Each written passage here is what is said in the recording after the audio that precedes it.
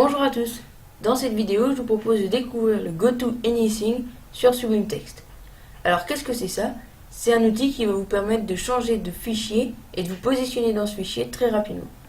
Alors pour l'exemple, j'ai créé un petit projet, vraiment tout petit, vous voyez qui contient que un fichier HTML et des images, une image. Alors on va dire que je suis en train d'éditer ce fichier HTML et j'ai envie que cette div, je lui mets un fond rouge. Lui mettre un fond rouge. Comment je peux faire? Et bien en temps normal, vous sélectionnez le fichier main.css parce que vous savez que c'est là que vous avez défini les points quotes. Vous cherchez quotes et hop, vous êtes prêt à éditer. Donc vous avez dû prendre la souris et c'est vraiment pas l'idéal. La méthode de Sublime Text, c'est donc d'utiliser le GoToAnything. Alors, si vous faites CTRL-P, vous allez voir que ça va vous lister tous les fichiers que vous êtes susceptibles d'éditer. En effet, cette image là, sudo.jpg, vous allez jamais l'éditer, donc vous n'avez pas besoin que ça soit listé là-dedans. Donc là, par exemple, si je me mets à taper main.css, et ben hop, ça me sélectionne ce fichier. C'est basé sur l'ordre encore, si je fais mcss, hop, c'est bon. Je tape entrée, ça me l'ouvre. Et là, un truc qui est vraiment pratique, c'est si vous faites CTRL-P et que vous mettez le fichier, le symbole @ ça va analyser votre fichier. Et dans le cas du CSS, ça va vous sélectionner tous les sélecteurs. Donc par exemple, si je mets quotes, hop, ça me sélectionne quotes.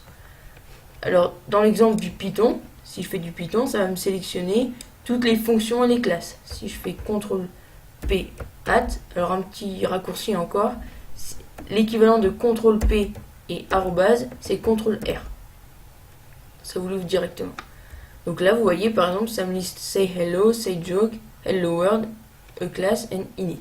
Donc en gros, et bien évidemment, c'est dynamique. Hein. CTRL-R, hop, on voit que ça a bien changé ici. Voilà. Donc, revenons ici. Pour récapituler, comment on pourrait éditer ce quote? Vous feriez main.css, CTRL-R, et là, quote. Vous pouvez encore aller plus vite. Vous faites directement CTRL-P, vous sélectionnez main.css et vous faites @ directement. Et hop, ça va l'analyser. Et puis après, vous n'avez plus qu'à faire quotes. Donc en une instruction, vous êtes directement là où vous voulez éditer votre fichier. Et ça, croyez-moi, ça, on s'en sert vraiment souvent. Alors, peut-être qu'ils sont en train de se demander comment on fait pour dire si j'ai envie que ce soit affiché dans la sidebar, dans le GoToAnything, ou comment on fait pour choisir. Et bien, vous en doutez peut-être, c'est avec les settings. Donc, vous tapez settings, et là, vous allez tomber là-dessus. Alors, si vous regardez tout en bas, vous avez folder exclude patterns, file exclude patterns et binary file patterns. Alors, en premier, folder exclude patterns. Qu'est-ce que c'est ça? Ça veut dire que tous les fichiers qui correspondent à ça, donc tous les dossiers, pardon, .svn, .git, .hg et cvs, ils vont être cachés dans la sidebar et dans le GoToAnything, donc le dossier plus tous les fichiers qui sont à l'intérieur. File exclude pattern, c'est la même chose que ça, c'est juste que ça marche que pour les fichiers. Donc en gros là c'est tous les fichiers .pc, tous les fichiers .pio, tous les fichiers .exe, etc. Ils sont cachés dans la sidebar et dans le GoToAnything.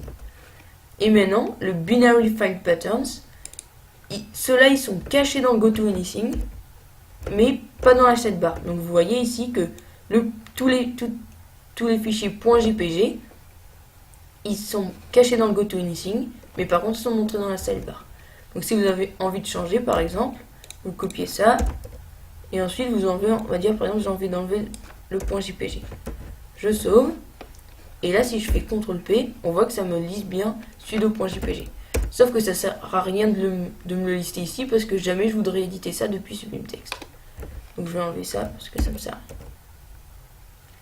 rien. Alors, le GoToAnything, il a un menu dédicacé pour lui. Et vous en doutez peut-être, c'est le menu Goto.